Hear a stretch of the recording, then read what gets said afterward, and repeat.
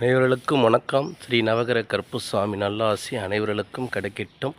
இன்றைக்கு பார்த்திங்கன்னா சரமல்லி அப்படின்னு இந்த மரத்தில் பார்த்தீங்க அப்படின்னா சரஞ்சரமாக பூ அந்த குண்டு மல்லி இருக்குது பார்த்திங்களா. அதே போல் வாசனைகள் எல்லாம் அருமையாக இருக்கும். ஒவ்வொரு பூவோடைய நீளங்கள் பாரு எவ்வளோ பெருசாக இருக்குதுன்னு.